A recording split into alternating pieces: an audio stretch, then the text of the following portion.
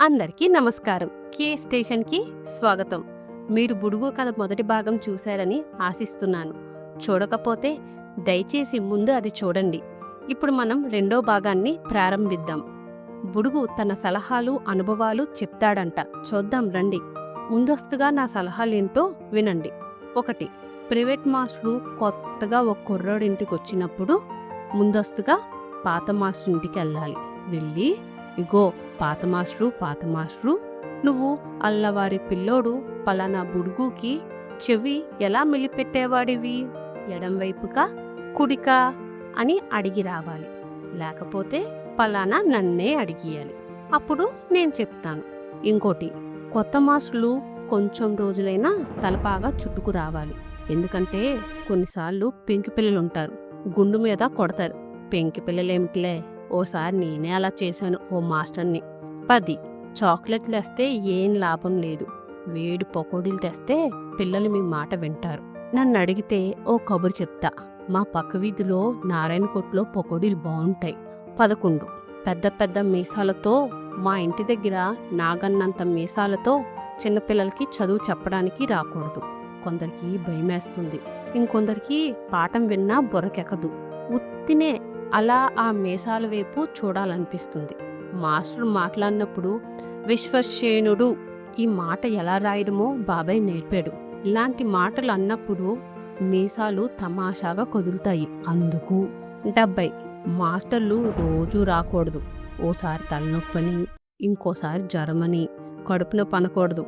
ఎందుకంటే అది మాస్టర్ వచ్చినప్పుడు పిల్లలకి రావాలి, ఎగ్గొట్టాలి. అలా చేస్తే పిల్లలు నేస్తం అవుతారు. 100. ఇంకోటి, ఈ ప్రైవేట్ కోసం అని స్పెషల్గా వేరే గదిస్తే వద్దు అని చెప్పండి. నా మాట వినకపోతే మీకే నష్టం. ఇంకా పిల్లలకి కొంచెం చెప్తాను. ఇక్కడి నుంచి పెద్దవాళ్ళు, ముఖ్యంగా ప్రైవేట్ మాస్టర్లు అస్సలు చదవకూడదు. 1. ఇగో ఈ మాస్టర్లు ఉన్నారే, చూడ్డానికి మంచి వాళ్ళ ఉన్నా కొంచెం రోజులు పోయాక కొడతారు. అలసిస్తే ఇంకా కొడతారు. అందుకని అది ఇవ్వకండి. ఏం లేదు, ఒకటే ముందస్తుగా ప్రైవేట్కి స్పెషల్గా ఓ గది కావాలని అల్లరి పెట్టాలి. అందులో కూర్చున్నాక ఓ పావు గంట మామూలుగా ఊరుకోవాలి. మాస్టర్ నచ్చితే సరి, లేకపోతే ఒక్కసారిగా బామ్మోయ్ వీడి గిల్లేస్తున్నాడే అని గట్టిగా అరవడమే. వాడు నిజంగా గిల్లడనుకోలే, అయినా గిల్లినట్లు ఏడవాలి. మీకు బాగా తెలుసుగా. అలా చేస్తే మా బామ్మ మాస్టరు పోటాడుకుంటారు. తర్వాత మాస్టరు మానేస్తాడు. ఇంకో కొత్తవాడు రావడానికి 10 రోజులు కూడా పడుతుంది. 2. మంచి మాస్టర్ అనుకో, అప్పుడు వాడు ఎలాగో రోజు రాడు. అలాంటి వాళ్ళతో పోటాట వేసుకోకూడదు, మనకేం మంచిది. 10. చిన్నపిల్లలు గుండు పిలక పెట్టుకోకూడదు. నాకు పూర్వకాలంలో 2 ఉండేవి. అప్పుడు మా బామ్మ నన్ను చూసి పండులా ఉన్నావు అనేది. కానీ గుండుంటే ఎంత నష్టమని అందరికీ టింకిచల కొట్టబుద్దేస్తుంది. కొడతారు కూడా. మాసులు ముట్టికాయలు కూడా కొడతారు. సోలర్ నూనె ఇంకిపోయేలా ఇంకొన్ని నష్టాలున్నాయి. నాకు చాలా అనుభవం ఉంది కనుక చెప్తున్నాను. అనుభవం అంటే టింకిచల్లు ముట్టికాయలు తినడం. ఈ పెద్దోళ్ళు ఉన్నారే, వీళ్ళకి చాలా సంగతులు తెలియవు. అసలు ప్రపంచకంలో వాళ్ళొక్కలే పెద్దవాళ్ళు అనుకుంటారు. మనం పెద్దవాళ్ళని చెప్పినా వినరు, పైగా నవ్వుతారు. అంతేకాదు, అందరి ముందర అనుమానం చేస్తారు. మొన్న నేను బాబాయ్ వరుస గురించి పెద్దోళ్ళతో మాట్లాడుతున్నానా, అంతట్లోకి మా అమ్మ వచ్చేసి బొబ్బోసుకుందు గాని దామ్మా బుడుగు అని రెక్కట్టుకుని బర్రాబరా లాక్కుపోయింది.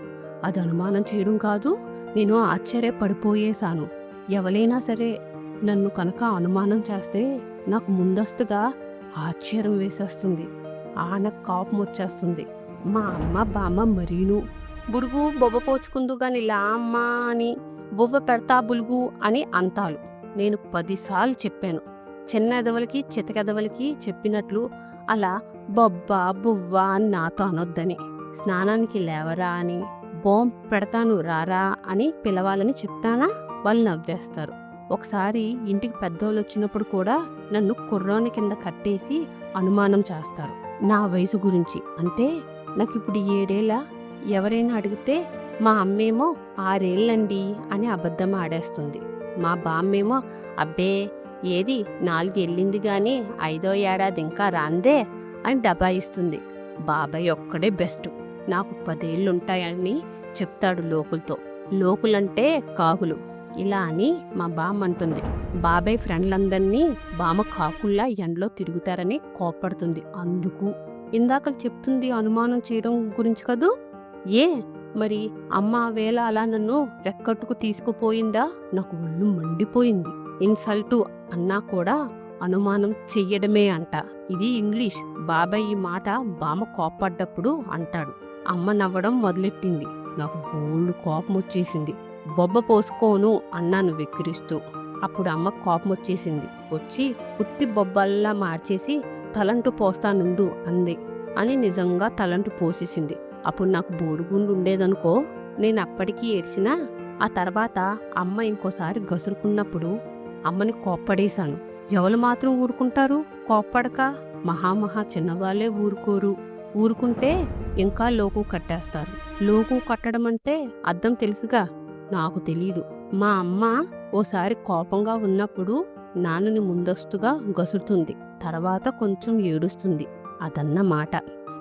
ఇందాక తలంటుకు ముందు ఏదో చెప్తున్నాను కదూ, బాబాయ్ వరుస గురించి. నేను పెద్దవాణ్ణి అవుతున్న కొద్దీ జ్ఞాపకం గబగబా రావటం లేదు. బాబాయ్ వరుస ఏమిటంటే, అసలు బాబాయ్ సీత ఒక వరుసగా కూర్చుని చదువుకోరు. నేను ప్రైవేట్ మాస్టరు ఎదురుగా కూర్చుంటామా, వీళ్ళలా కూర్చోరు. అందుకే బామ్మ వాళ్ళ వరుస బాగోలేదంది. నేను అలాగే అనుకున్నాను. అనుకుని బాబాయ్ గదిలోకి వెళ్ళి మీ వరుస బాగోలేదని నా అభిప్రాయం అని చెప్పేశా. ఏడ్సావులే బోడెదవా, బోడి అభిప్రాయము నువ్వును అనేశాడు బాబాయ్. అనేసి నా గుండు మీద ఓ టెంకిజల పుచ్చుకున్నాడు. సీత పకపకా నవ్వేసింది. బాబాయ్కి అసలు నేనంటే కృతజ్ఞత లేదు. కృతజ్ఞత అంటే ఏమిటంటే, మీ బాబాయి ఓ కాలేజీ పిల్లోడనుకో, ఆడపిల్ల కాలేజీలో ఓ అమ్మాయి బాగుంటుందనుకో, మనం కాదు మీ బాబాయ్కి. అది 2 జడలు వేసుకుంటుందనుకో, అది మా వీధిలోంచే కాలేజీకి వెళ్ళాలి గదా రోజు. మా బాబాయి ఆ వేళకే ఎదురుండగా మగ కాలేజీ వైపు వెళ్తాడు. అప్పుడు చూసి నవ్వుతాడు కళ్ళజోడులోంచి. అంటే కళ్ళజోడులోంచి నవ్వడు, చూస్తాడన్నమాట. ఒకసారి వంట అవ్వలేదనుకో, కలకత్తా రైల్లాగా బాబాయ్ లేట్ అవుతాడు. ఆ జడల పిల్ల మాత్రం చప్పునే వచ్చేస్తుంది. అప్పుడు బాబాయ్ దాన్ని చూడడం ఎలా? వీధరుగు మీద కూర్చుంటే నాన్న ఏరా ఇక్కడ కూర్చున్నావు అంటాడు. అమ్మ కూడా నవ్వుతుంది. అప్పుడు బాబాయ్ సిగ్గుపడతాడు. అందుకని ఏమిటంటే నన్ను వీధరుగు మీద ఉండమంటాడు. ఆ పిల్ల వస్తున్నప్పుడు పరిగెత్తుకొచ్చి చెప్తే తను వచ్చేస్తాడనమాట. ఇది చాలా కష్టం. ఇప్పుడు కొన్ని కార్లు ఉన్నాయనుకో, అవి ముందర వైపు వెనకాతల వైపు ఒకేలా ఉంటాయి. అందుకని దూరం నుంచి చూస్తే అలాంటి కార్లు ఇటు వస్తున్నాయో అటు పోతున్నాయో గబుక్కున తెలీదు. ఈ జడలమ్మాయి అంతే. 2 జడలు కదూ, ఒకటి ముందరికి ఒకటి వెనక్కి వేసుకుంటుంది. అందుకని వస్తుందో పోతుందో తెలీదు గదా దూరానికి. ఇలా ఓ రోజున నేను కష్టపడి చూస్తూ అరుగు మీద కూర్చున్నానా, ఇంతట్లోకి ఆ పిల్ల రయ్యమని రైలు బండిలా వచ్చేసింది. నేను లోపలికెళ్ళి బాబాయ్కి చెప్పి పిలుచుకొచ్చేసరికి ఇల్లు దాటిపోతుంది కదా అని ఆ పిల్లనే ముందు పిలిచి కొంచెం అక్కడే ఉండు అని చెప్పి లోపలికెళ్ళా. బాబాయ్ రాడే, రోడ్డు మీద నించుంది. రా బాబాయ్ అని చెప్పినా రాలేదు. పైగా అరవకు బోడెదవా అని పెంకిజల్ల కొట్టాడు. ఇదే కృతజ్ఞత లేదంటే అర్థం. ఆ వేళ అలా బోడెదవా అన్నాడా? మొన్నను మీ వరుస బాగోలేదంటే బోడి అభిప్రాయం అని మళ్ళీ అన్నాడా? బాబాయ్ అలా నాది బోడి అభిప్రాయం అనడానికి నాకు బోడిగుండు ఉండడమే కదా ఫలితం అనుకున్నాను. ఆ ఫలితం వల్లే కోపం వచ్చేసింది. ఫలితం అంటే కారణం అంటే నాకు తెలీదు. ఈ అభిప్రాయం నాది కాదు, బామదేలే అని చెప్దామనుకున్నానా. కానీ ఏం లాభం, నాకు కొంచెం పిలకైనా ఉంది, బామ్మకి పిలక కూడా లేదు. అందుకని ఊరుకున్నాను. అయినా కోపం వచ్చేసింది. ఈ అన్నిటికీ ఈ బోడిగుండు పిలకే కదా ఫలితం అనుకుని వెంటనే నాన్న కోటు జోబిలోంచి ఓ కాని తీసుకుని నా బండి కొరడా, నిజంగా కొరడా తెలుసునా, పట్టుకుని రయ్యమని వెళ్ళిపోయాను. ఎక్కడికో రేపు చెప్తాను. ఈ కథ నచ్చిందా? లైక్ చేయండి. లైక్ చేయడం ద్వారా ఈ కథ ఎక్కువ మంది తెలుగు ప్రేక్షకులకు చేరుతుంది మరియు మమ్మల్ని ముందుకు నడిపిస్తుంది.